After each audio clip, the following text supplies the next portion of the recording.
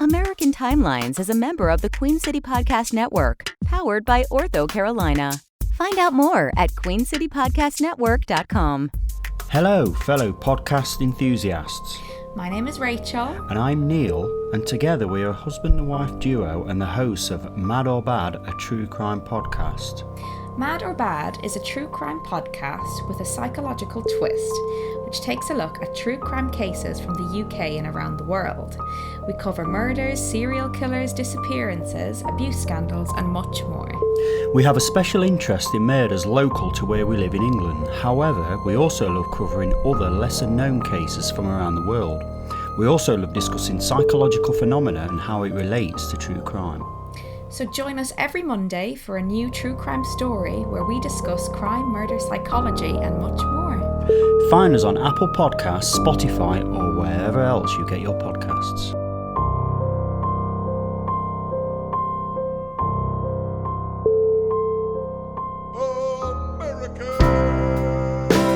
So now I'm obsessed with time. Come on, tell me about the time. Had it all in my hand tonight. Had the time of my life. When the words all come down like blues on Tuesdays gone down. It's time for another episode of American Timelines. By History Food Jerks. I'm Amy, and that's Joe. And we're jerks, and so are you. And today we are going to talk about the year 1968. That's right. We're going to jump right into 68. No more dilly-dallying. Mm-hmm. I would like to apologize for Amy's behavior on the last few episodes. She's been dealing with some stuff. Well, we're in quarantine together. I'm just kidding. She's been fine. It's my behavior that's abhorrent. Yeah, that's right. Let's keep it where it's... And those of you who listen for Amy's crime stories and barely tolerate me, thank you for tolerating me. I love you. That's what... Even though you hate me. That's what you say to me every day. I know. It is every morning and every night before Yes, bed. That's right. Thanks for barely tolerating me. Thursday, February 1st, 1968 is where we're going to jump in because we left off. That's right. We only finished 1 month. Mm-hmm. And I don't know if you know this, but February 1st was the day after the Tet Offensive. Mm-hmm. Had seen a massive attack on South Vietnam's capital. Yes. And I know we said we weren't going to really talk about Vietnam, but this is an iconic moment. Yes. On February 1st, Saigon's police chief, Brigadier General Nguyen Ngoc Loan, displayed a captured Viet Cong officer, Nguyen Van Lem, to a group of reporters. As the journalists watched, the chief pulled out a .38 caliber revolver and executed the Viet Cong prisoner with a single shot to the head at point-blank range. And this is an iconic... I know everybody's seen this video Yeah. and the pictures. Photographer Eddie Adams captured the moment in an iconic photo. In addition, a crew for the American NBC television network filmed the event, and the footage was broadcast on the Huntley Brinkley Report the following night. Yep.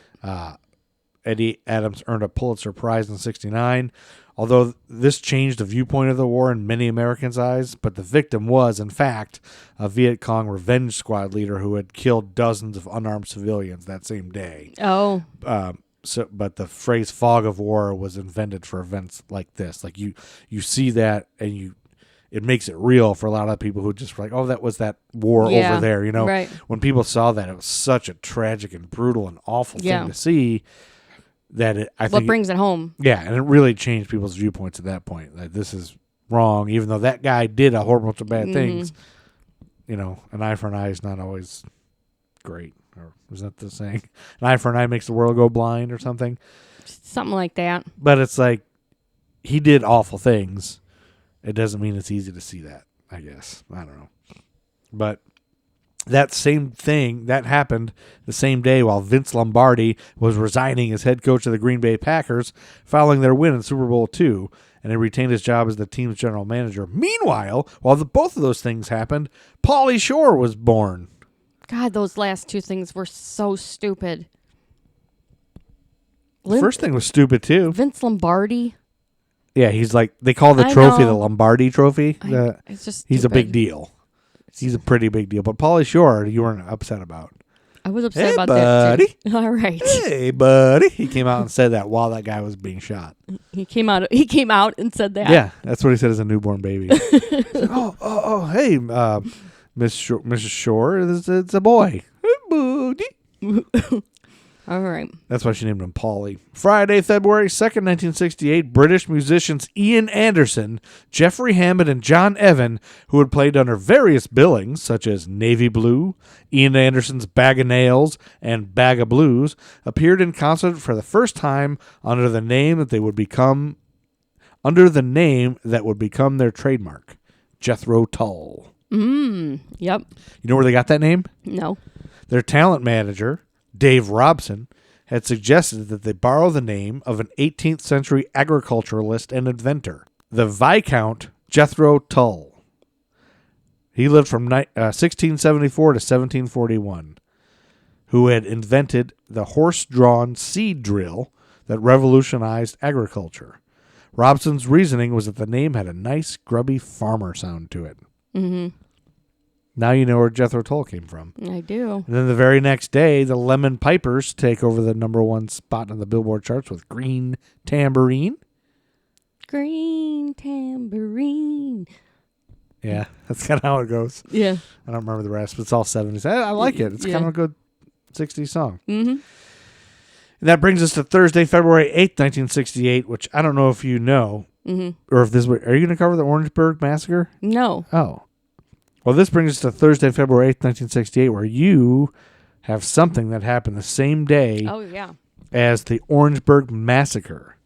So in the real world that everybody knows about, the Orangeburg Massacre took place in Orangeburg, South Carolina, when officers of the South Carolina Highway Patrol fired into a crowd of African-American students on the South Carolina State College campus.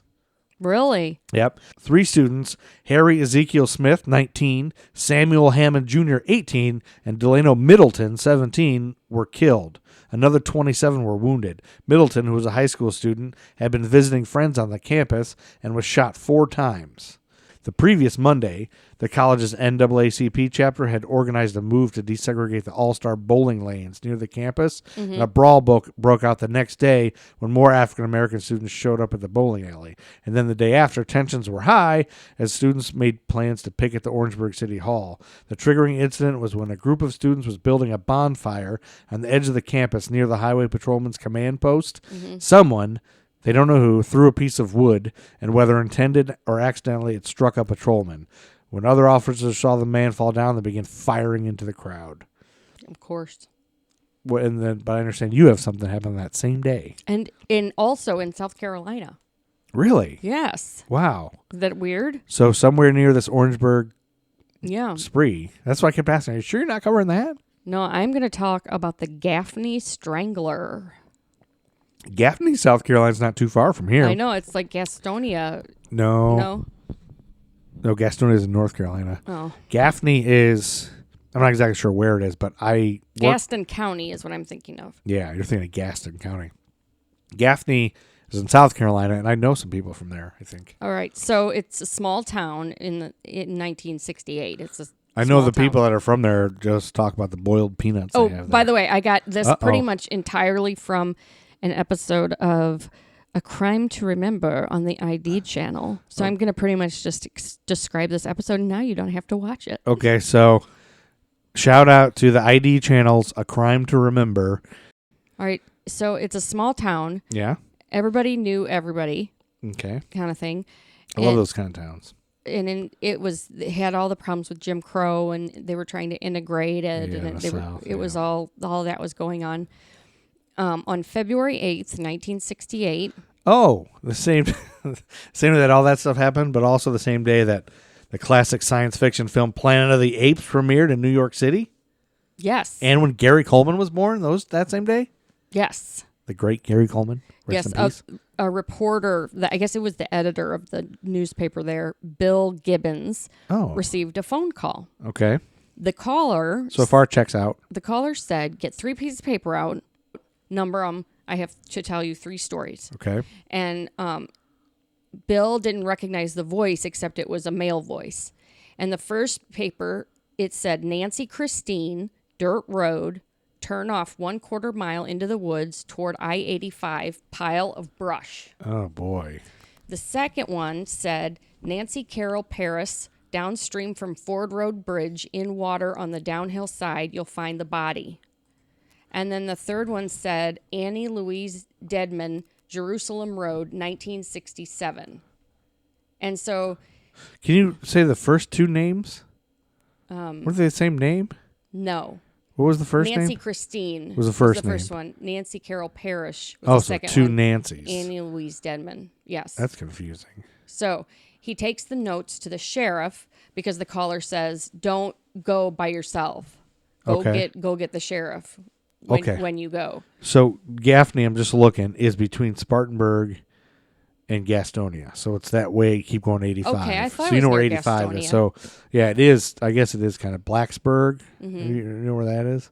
Kings Mountain. Have you ever heard of that? No.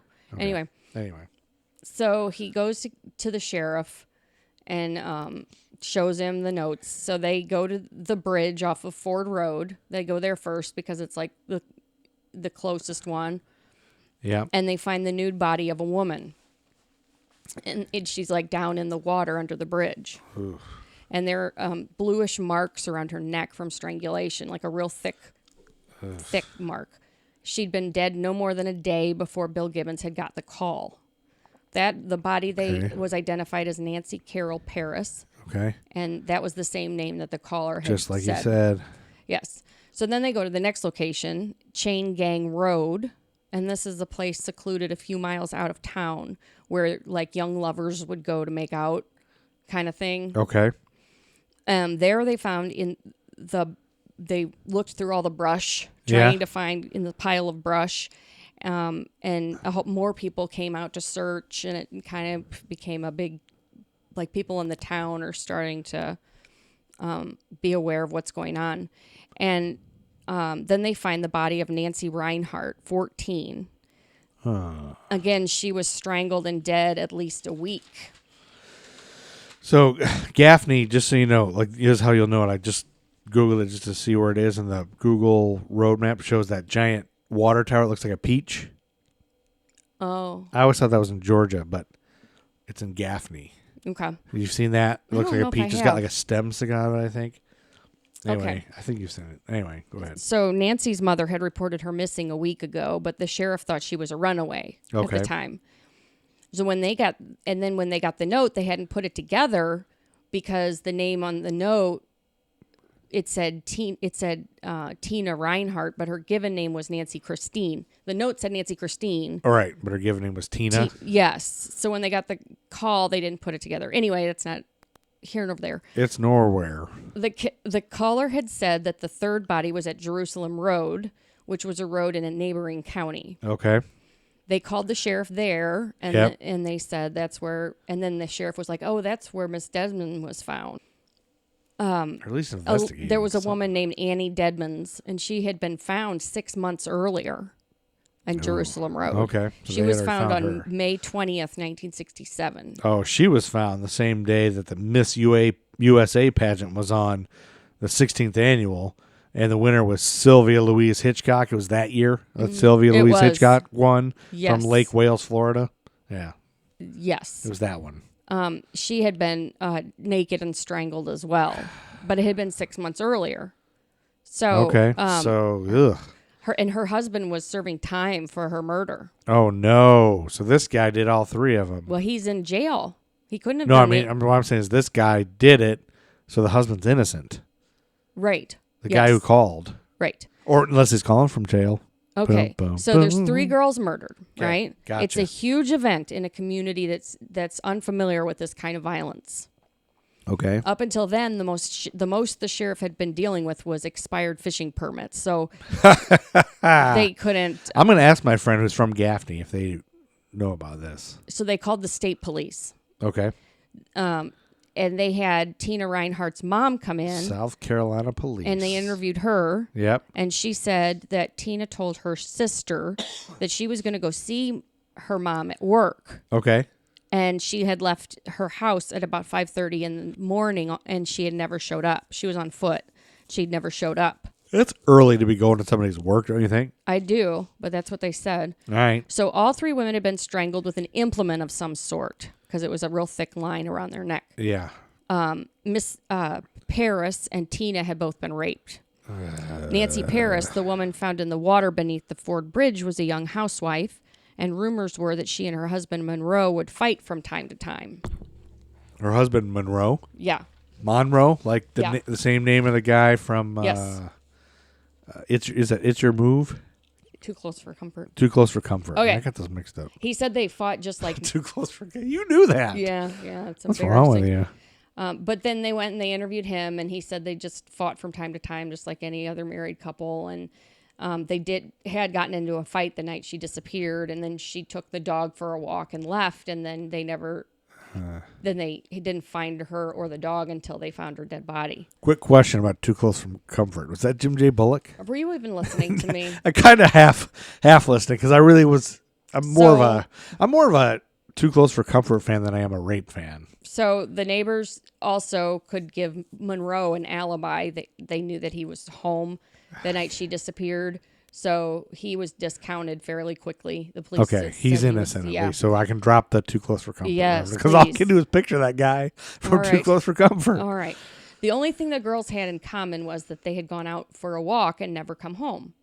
That's the only thing they had in Yeah. common. That they're out in the streets. And then the crime started drawing national attention, and tips Really? came flooding in. Are you kidding? It's got national play. It did. What does this have a name? The, Or are you gonna the tell- Gaffney Strangler. The Gaffney Strangler is it? Okay, Yes. gotcha. So a couple days after the bodies were found, police got contacted by a local man who said he thought he saw the strangler on the bridge on Ford Road the night that he would have been dumping the body. This guy was So we got a description. this guy was parked near the bridge, and he saw a tall, skinny white man in a sedan. And it took the man at first wouldn't say who he was. Then he finally revealed that he was parked out there with he's a married guy, and he was parked out there with another woman, and that's why he hadn't come forward. He didn't want to tell anybody. You never can trust a white man in a sedan. That's right. Anybody in a sedan, basically, you can't trust. That's true. So Don't trust sedans. police set up a tap on Bill Gibbons' office line. Okay. That reporter. So if See, he calls that's back, what I was asking about. If he calls back, in case he calls back. yes. So they did have that technology. Yes. So finally, Gibbons gets a call at his home phone this time. Okay. And the killer said, "We have to do something about that man who's serving my sentence." Because that Annie. Yeah, the man who's serving his sentence. Yeah, the guy who was is guilty, in the jail. husband. Yeah. The one who's in caller jail. said this? Yes. And now they're tracing it, Yes. but it doesn't take. No. They're tracing his office phone, Oh, but he calls his home. but he calls his home phone. Ah, And shit. So the reporter calls the police over there, and then the police start giving him kind of the runaround, like making him feel like, does he know that this more than he's saying? And like, Oh, they're giving him the third degree? kind of, Like he's- yeah. Oh, man. And so while the police are at his house, the killer calls again. Oh, no, really? And so the police but what kind can of get they on do? the police kind of get on the other end of the line, No, and but the, they can't. It's too late. They can't hook They up the don't- tracking yeah. stuff. That The- probably takes too long. and the killer said there would be more deaths, and he was kind of taunting the police. And Gibbons promised that he would he promised the police department that he wouldn't report on the calls. They were like, please don't report this in the newspaper right now. And he was like, okay, I won't. I'll keep it out of the Yeah, paper. I guess because that then they can't. It probably hinders an investigation. Yes. So then the next morning on February 13th, 1968. Oh, February 13th, 1968, the same day that the Jerry Lewis Show was on with guests Zsa Zsa Gabor and Peter Lawford. Yes. That same day? Yep. Now, that's in context for people. 15-year-old Opal Buxton was abducted while walking home from school. 15-year-old Yes, she was thrown in the trunk of a car. Opal So, Buxton. yeah, she was way ahead. Okay. And her sister and brother were like 50 feet behind her, and Yeah. the sister and brother witnessed it happen. Okay. And so she was grabbed and thrown in the trunk of a dark colored car. And Opal was a black girl, and her abduction started to unify the community. Okay. Because at first it was like just white girls getting murdered. Yeah. And then when it became a black girl that was abducted, Yeah. the community wanted to find her and save her. And it kind of created this, at least Sort of like a unifying. coming together of Yeah. the races when at a time when it's At least that's the tumultuous. bullshit that That they said this on the show ID is- channel. Yeah, they said on the ID channel. It could all be all According bullshit. to the bullshit ID channel. Yeah. So everybody wanted to find her, and everybody started searching for her. Okay. Because they Opal. wanted to get her before she was killed. Right. And so there were these two gentlemen that were part of the community, were out looking for her. Okay. And they spot a man in a dark car. Sedan? A sedan? Sedan, Oh, dark sedan and a white guy. And he's in the I kind hate of like white people pulled in up to the sedans. woods. Yeah. In like this very dense woods, and Okay. he's kind of monkeying around over there. Yeah. And he sees Monkey? them looking at him, I never so he trust gets in monkeying. his car, and he leaves, and they follow him. Yep. And they get his license plate, and he pulls into a house, and they can't really do anything else, so they just keep We driving. call it, please. We witnessed some monkeying. So the police go to this house, Yep. and the guy's like, "No, I don't know. I saw a guy turn around in my driveway. We had reports you were monkeying. We had reports of monkeying around, sir. I don't know who he is." What kind of monkeying were you doing? So that was a dead end, but they did Okay. have the license plate number. Oh, yeah. And the license plate was Oh, wait. You're saying the people there, that wasn't the guy. that wasn't his house. He didn't stop at the house and go No, in. So the right. people there were like, that's not my car. Yeah, So they don't know about the monkeying. right. Gotcha. That's what I'm saying. But they ran the tag, and it returns to this man named Leroy Martin. Ooh, Leroy Martin. And he was a local man who works at a textile mill in town. I'd never trust anyone that works at a textile mill in town. He did have a record. He had been arrested for assaulting a teenage girl 10 years ago. Uh-oh, sounds like somebody who might have been monkeying around. But he had finished his sentence, and now he was married, and he had 3 children. Oh, well, that usually gives you a little bit of credibility. So they knew if he still had Opal alive, she wasn't at his house because he had this family Yeah, there. the family would be like, there's a girl in the basement. Yep. So They wouldn't the say police staked out his house, and then Okay. they followed him to a diner at one point, and Yeah. he was overheard talking about the murders. He was overheard talking about the murders? Yeah, not like saying he did it, but like saying, wow, look at... Just he was interested I in wonder it. about these girls that were murdered, and Well, like, but the whole town was talking about it, right? yeah, but I don't know. He was just suspiciously talking about it? Yeah, so he was also unaccounted for at work during each of the murders and the abduction. So Oh, snap. wasn't- So they started questioning people he worked with? no, the he had textile his mill? time cards, and they looked Oh, at they his looked at time his cards, time and he cards. wasn't at work. Wow. So, That's weird. and then one night after dark, when they were staked out by his house, Yeah. he went out and he washed his car, which is weird. Why can't you wash your... After dark, Oh, after dark. You can't wash your car after dark. That's and suspicious. they were like, he was focusing like on the windshields and stuff, and the inside of the windshields and stuff. Yeah. He's wiping prints off the car. Oh, the prints. I was there. The only time could see myself cleaning my car after dark was, or like wiping the windshields was like if I was like smoking weed or Yeah. something in there and it smelled. I'm trying to get the smoke residue off, or even cigarettes left that. That's the only thing I think of. I don't know. Anyway, But but then everybody smoked and probably yeah, didn't nobody even deal would with care it. about that. So police conduct a large-scale search of the woods where the 2 guys had seen him, Okay, and where he was monkeying. everybody went out to search, and then somebody finds the body out in the woods. Uh-oh. And there was It's Opal. it's Opal, yeah. She's dead. So they go and to his job and arrest him, Okay. and Because they know they they- saw him there. yeah, they arrested They him can on arrest him. February 27th, 1968. Oh, they arrested him the same day that Walter Cronkite did his report from Vietnam by Walter Cronkite, which was a 30-minute installment of a CBS News special, Mm-hmm. where Walter Cronkite said that it seems now more certain than ever that the bloody experience of Vietnam is to end in a stalemate. And he did this whole report, and Lyndon B. Johnson was said to have remarked to advisors the next day that if I've lost Cronkite, I've lost the war. That same day? Yes, that day. People remember that So- were around then. One of his female coworkers recalled that she had almost taken a ride from him the day before, Oh, she'd have been gone. but she had declined it. He was like trying to get her to go with him. He was. I bet he wouldn't have murdered his coworker then, because everybody would know, right?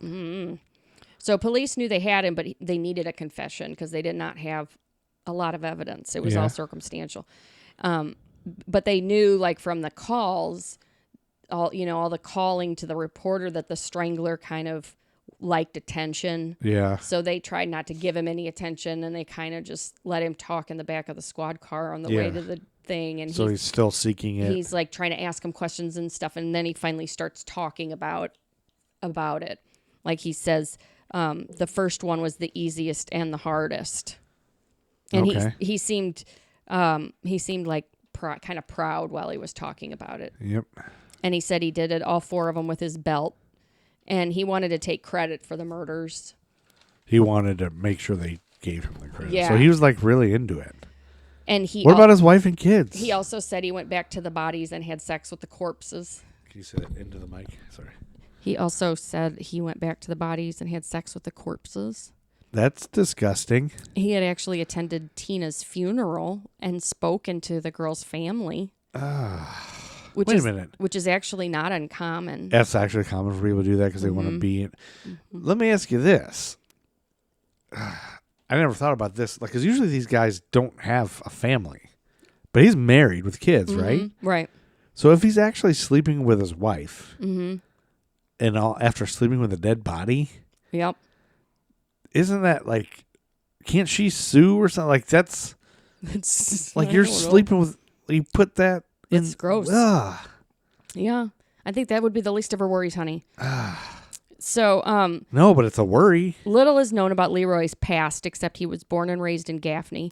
His dad died young, and his stepdad had a temper. Yeah. If He your was- stepdad has a temper, you're going to murder people. He was a quiet guy. He didn't drink, but no one could believe when it came out it was him. Like, nobody could But believe nobody it. believed it was him because he seemed like a normal guy. Yep. So he was Never mind. He was convicted of 4 murders and got 4 life sentences without parole. Whoa. Still today, there are stories of screams that are heard in the woods and under the bridge in Gaffney. No, like ghosts? Yes. And on May 31st, 1972. Oh, the same day that Homecoming was on, a television show starring Henry Fonda. Yes. He played Chad Smith, the protagonist, in this lighthearted, family-oriented show about a police detective, his wife, and the 3 children that same day. God, that sounds like a boring show. And don't you love Henry Fonda? No. Anyway. Did you know Andy McDowell's from Gaffney? You know Nope. who that is? That actress? Yes, I do. Anyway, on this date, he was stabbed to death by a fellow inmate in Central Correctional Institute in Columbia, South Carolina. Oh, he was. He's Yes. dead. And Roger Dedmond, by the way, was exonerated for the murder of his wife, Annie, in, How long? in 1969. He had spent 10 months in prison. Only 10 months. That's good. Not too bad. So, what's the guy's name that got out of prison? Roger Dedmond. Roger Dedmond. Dedmond. Dedmond? Mm-hmm. I wonder where he is now. I think he still lives there. Is he? Yeah. I hope he's okay. Should we go meet him? Should we call him? We should call him, have him on the podcast. Have him on the... He's probably 100 years old. Well, other notable people from Gaffney Yep. include Sidney Rice, who used to be one of my favorite players. He played for the Minnesota Vikings. But I thought somebody was from Gaffney that I knew, but You were wrong. Andy McDowell. All right. You know what movie she's been in? That one with that French Groundhog Gerard Day. Depardieu. Oh, and Groundhog Day. That's yeah. the only good movie she's ever done.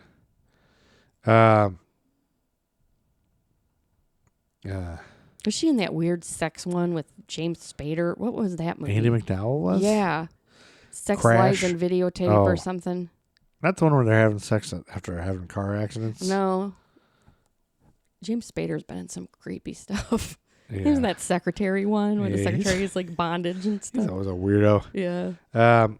Anyway, Gaffney, South Carolina, Andy McDowell. I wonder if she still lives there. All right. What's next? What's next? Well, next is... Did you like the Gaffney Strangler story? Yeah, I mean, it was a mystery. Yeah. I guess I liked that it's all wrapped up and I don't have to worry about it. Yeah. But You I don't don't have to like- worry but I about like don't you like- sit up late worrying But about the it's- ones that are. Well, I mean, yeah, it's close by. It's within walking distance. But sometimes it's like, I think it's getting to the point where, It's the same shit, different day. yeah, so it's kind of like, it used to be thrilling to me because it was never thrilling to me, but I think it's thrilling to people like you, like true crime, because it's like, oh, can you believe this person? Can you believe this? Yeah. But when there's just one after the other, they're not really that unique anymore. Like it's Right. becoming run of the mill. Right. Yeah, I see that. Kind of, isn't it? Like it's not even that, oh yeah, he did that. Everybody else does that. You're not special murderer. You're just like that other guy who was raping a dead body. You know what I mean? Like he thinks he's, oh, ooh, look at me, listen to me, check me out. Hey, Yep. cops. Who cares? Everybody rapes dead bodies. Apparently. Everywhere, all the time, Yeah. It according to might. this podcast. And then February 9th, 1968, 21 people in Ceylon were killed while riding from the capital city of Colombo after the bus they were in fell 150 feet off of a cliff. What? Are Yes. you making these I up? swear. Are you going I don't know to where like Ceylon is. are you going to, Ceylon. buscrashdaily.com No, or something to find these are all on Wikipedia as like notable events that have happened. There was just a million in the 60s. Like, That's craziness. and then February 10th, Paul Marriott takes over the #1 spot in the Billboard chart with "Love Is Blue." You know this song? I don't. It's an instrumental and it's terrible. Is it? I want to hear it. You do? Is it like ba, ba, ba, ba, ba, ba, or Kinda. something like? I'll play it. Hold on. It's got to be real 60s. It is. It's like 60s elevator music. Like nobody's gonna sue us if we play that. It's like background music for a slideshow.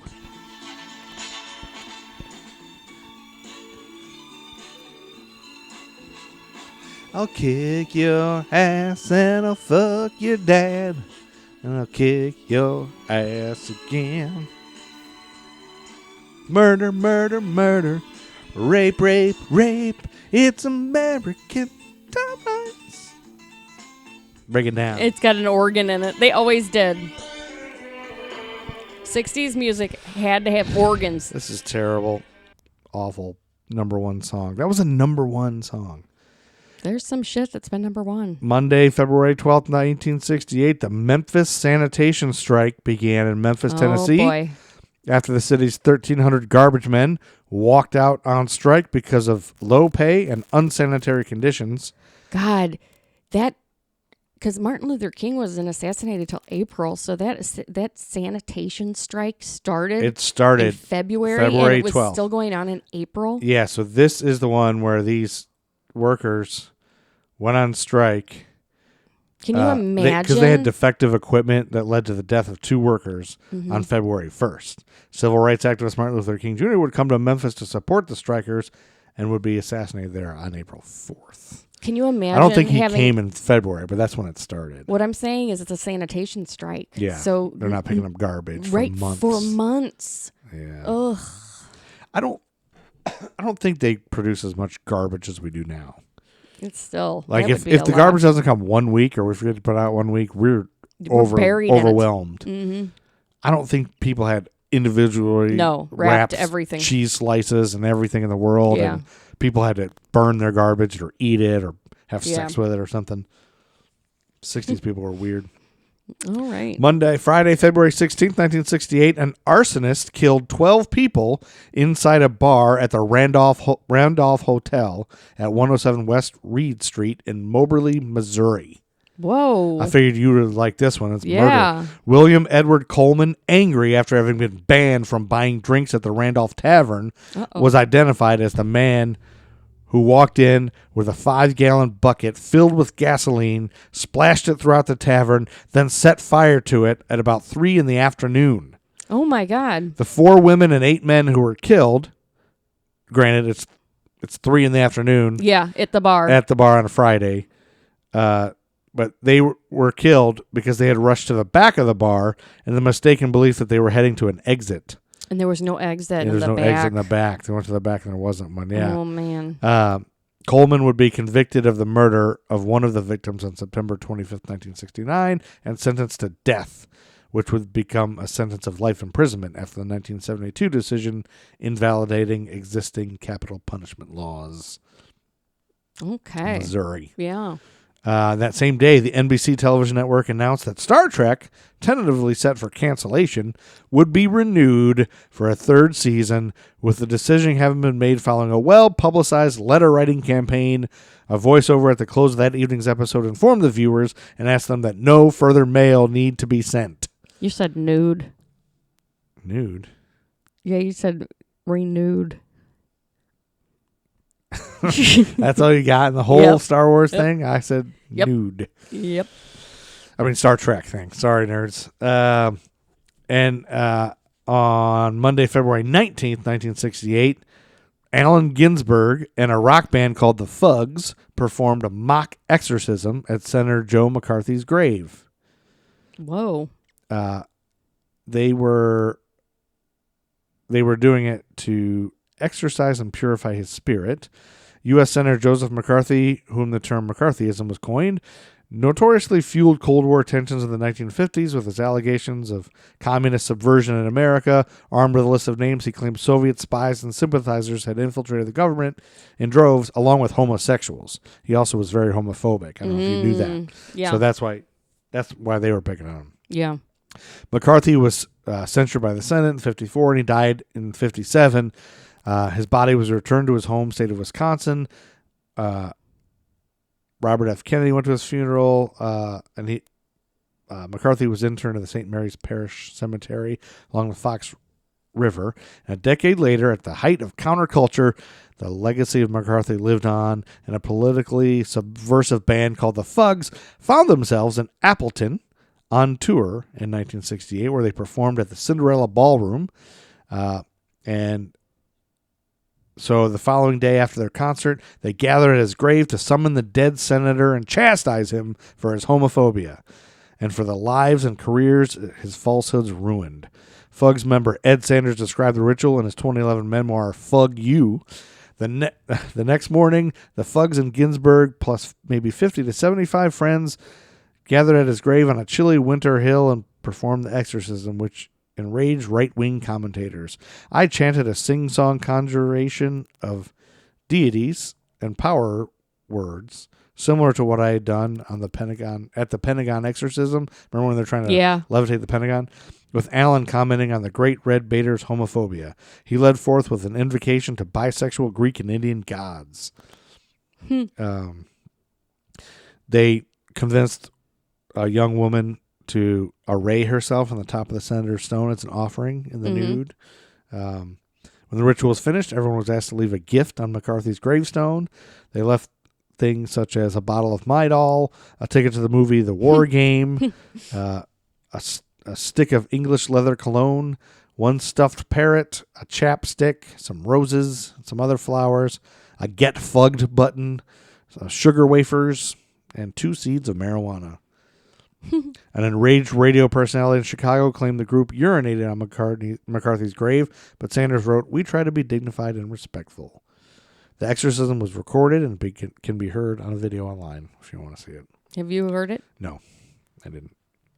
I just wanted to put that out there for you. That same day, Mr. Rogers' Neighborhood started? Described at the time by one critic as probably the finest children's television series ever made, debuted nationwide in the U.S. on national education television at 5:30 in the afternoon, while Presbyterian minister and child psychologist Fred Rogers had been on the air on Pittsburgh's WQED TV since 1963 and had expanded by 66 to some other educational stations in Chicago and along the East Coast. It had run out of funding until the Sears Roebuck Foundation and the Ford Foundation made grants for new productions. Oh, thank God they did. The show had gone off the air in 1967, but was shown in reruns on stations after parents of preschoolers and young children demanded its return. It would then continue as a staple of public broadcasting system, and NET's assets were Nobody doesn't like Mr. After Rogers. NET's assets were acquired. by Everybody PBS. likes Mr. Rogers. Yeah, everybody likes him. He's the best. He's so good. I always just the only thing about him that I think is different than it's hard to believe that he's straight. I think just because he's so nice, Kind. Straight guys. Mm-hmm. Name a nice straight guy. Yeah, that's true. can't name You're all one. kind of assholes. We're all assholes. Yeah. It's like being straight. You have to not. Mm-hmm. Shit, I can't think of a nice straight guy. Mike Lashinsky, I guess. Yeah. That's the only nice guy I can think of. Sorry, every other straight man. Yeah, you think they're all assholes. No, I mean, they kind of are. I mean, Our dog's snoring. yep. Anyway, You just made a lot of enemies just now. sorry, straight men, but you're jerks, all of you. Thursday, February 29th, 19th. Now, there's some nice ones. Just like Brian McCartney. Come on. Yeah, he can be a jerk. What? He's mean to me sometimes. No. He calls me names. All right. What's next? Hey, you're right. Dan Briggs, he's really nice. Yeah. Nice. The Briggs brothers. Mm-hmm. See? Maybe they're gay. Maybe Brian's gay. All right. What's Anybody next? who's nice is gay. Okay, there's some nice straight guys. Jeez.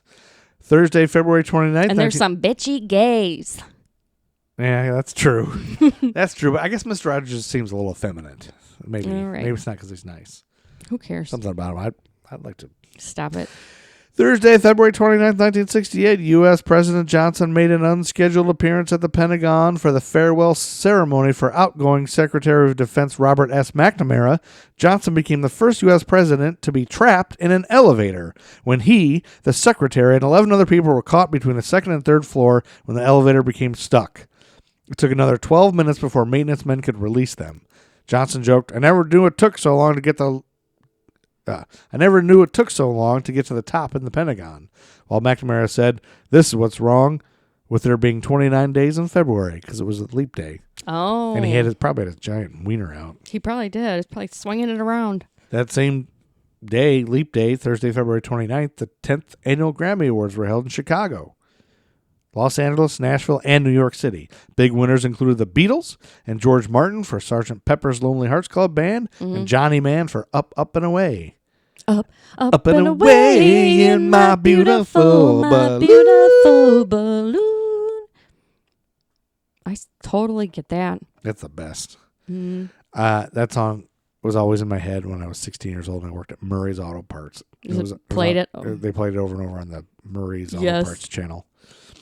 Yeah, Friday, March 1st, country musicians Johnny Cash and June Carter were married in Franklin, Kentucky with Merle Kilgore as best man.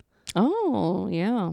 Know who that is? Mm-hmm. Sunday, March 3rd, 1968, a group of Asian American stage actors held a press conference in New York City to announce that they would take a stand against the portrayal of Chinese and Japanese characters by Caucasian actors in yellow face makeup. Yeah. That evening, the new organization, Oriental Actors of America, picketed the opening of the Broadway musical Here's Where I Belong at the Billy Rose Theater. The producers had bypassed Chinese-American actors to cast the role of a Chinese servant character and awarded the part to a white actor in makeup. Mm-hmm. They did that to a bunch of different people. They did Native Americans. And, all the time. Yeah. I mean, there was a lot, like I was talking about those Robert Lozier movies. He played a bunch of Mexican characters. Mm-hmm. Monday, March 4th, 1968, Linda LeClaire was expelled from Barnard College amid the great controversy of living with her boyfriend. This is from the barnardarchives.opeka.net. On March 4th, 1968, a seemingly innocuous article appeared in the New York Times about the new trend of student cohabitation. A Barnard sophomore, Susan, explained how she circumvented the housing rules in order to live with her boyfriend. Barnard administrators quickly identified her as Linda LeClaire and urged disciplinary action. Oh, jeez. She argued that she was in a long-term partnership, that she was responsible for her personal life, and that all-male Columbia had no such rules, so why should Barnard? Eventually, the Student-Faculty Judicial Council found LeClaire guilty on charges of violating college rules, but they imposed a light punishment. She was banned from the cafeteria and certain social events for living with her boyfriend. Jeez. I wonder if she had to... The council also strongly recommended a full overview of the housing rules. Bernard's president, Martha Peterson, overruled them and then expelled LeClaire, pending her grades. Oh, my God. LeClaire ultimately dropped out of Bernard, ending her role in the affair, but left a legacy of change behind her. According to Barnard.edu magazine, defiant LeClaire questioned the college's right to determine where she lived, and she asked in the Barnard Bulletin, the college newspaper, if women are able, intelligent people, why must we be supervised and curfewed? Yeah, really. Before the college's Judicial Council, LeClaire elaborated, although I'm old enough by law to marry without my parents' consent, support myself, which I am doing, live anywhere I want without parental control, I am not old enough, according to Barnard, to live outside the dorm except as a domestic. Obliged to enforce college rules, but clearly on LeClaire's side, the council, including Barnard English instructor and pioneering feminist Kate Millett, offered that LeClaire be denied snack bar privileges and urged that the college policy be revised. You're right.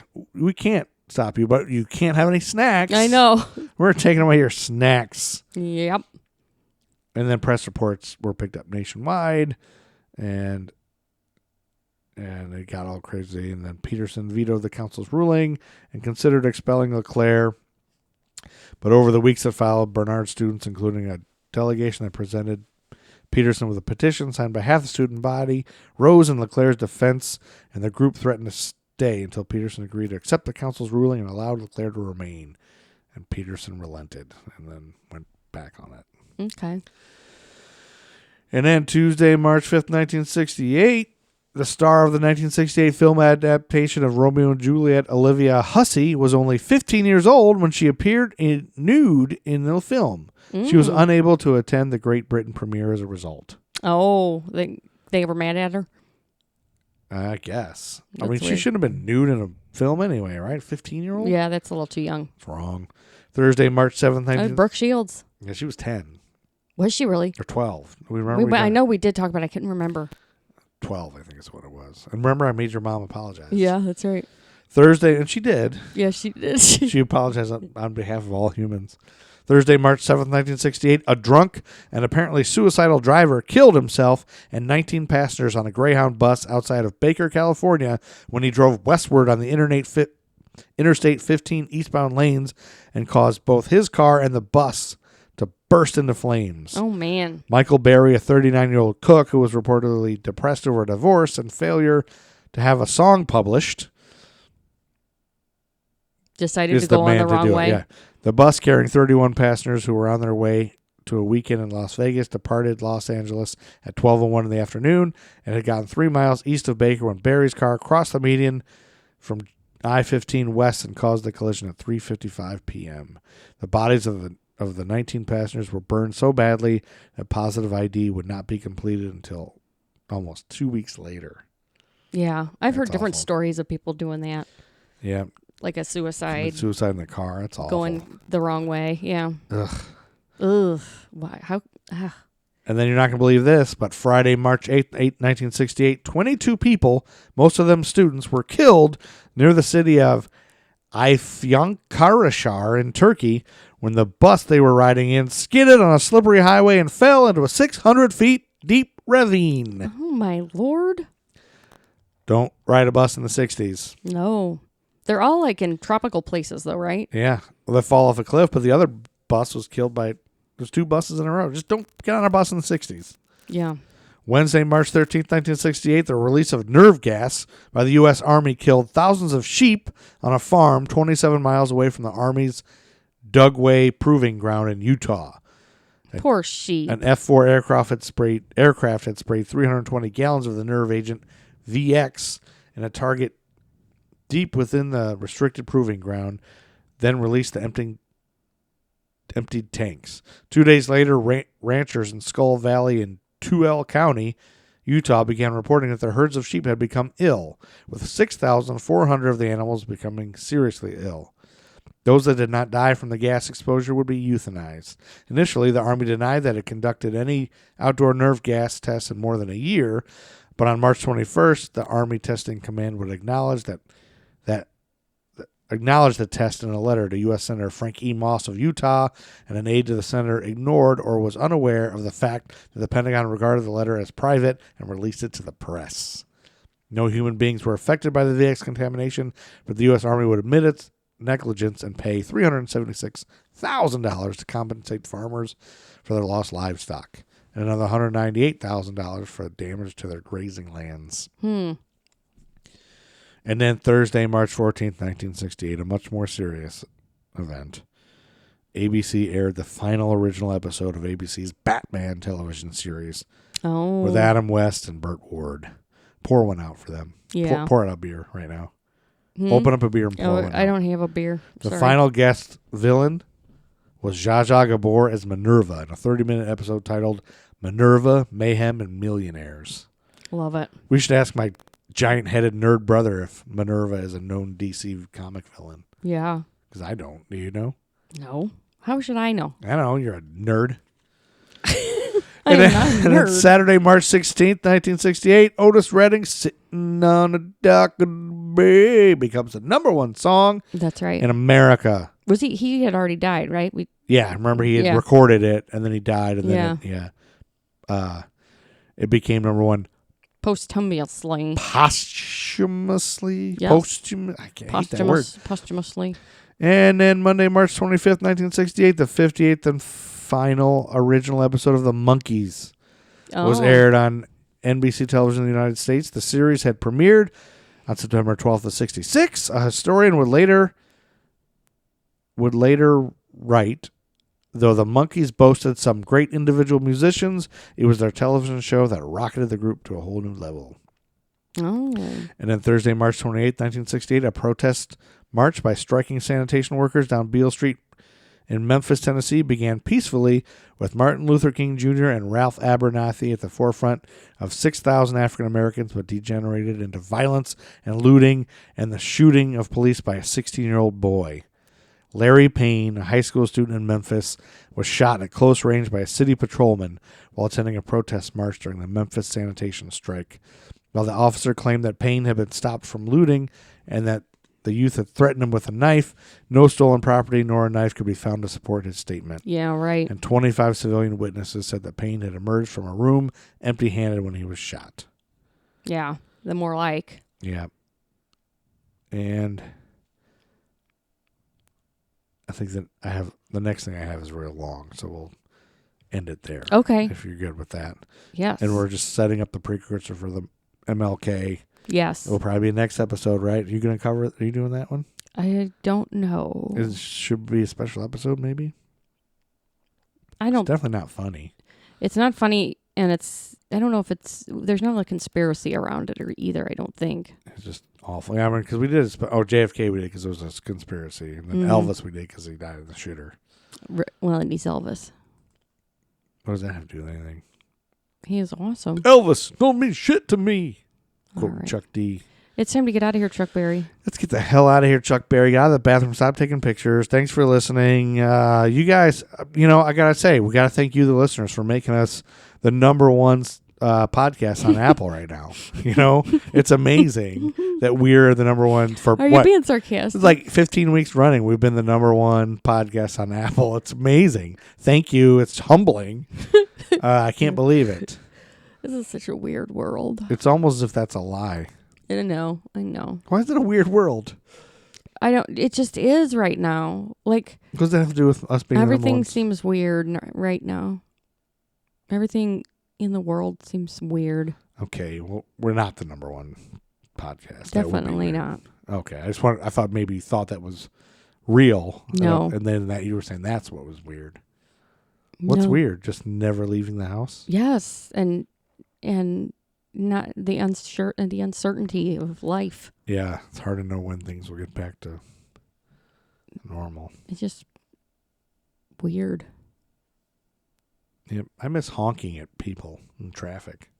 Do you? I miss people flipping me off. Yeah. I miss people pushing and shoving. Yeah. I miss being at Home Depot and I need to ask somebody a question and nobody's around. And the second I don't need them anymore, there's 15 people. And then there's 18 registers and there's only one open. I miss that. In Walmart. Walmart's terrible like that. Have you ever been to that Walmart up there? Yeah. There's like one register open. Home Depot's always like, you know, oh, there's nobody in line. I'm going to get there. And you start chucking and walking at a fast clip, but it's such a big place. Jeez, by the time I'm there, I finally get there, and then it's like, oh, now there's 14 people in front of me, and one guy is buying 19 individual nails that don't have prices on them. They have to look up everyone. I bet the self-check has got more germs in it. I'm talking about Lowe's, not Home Depot.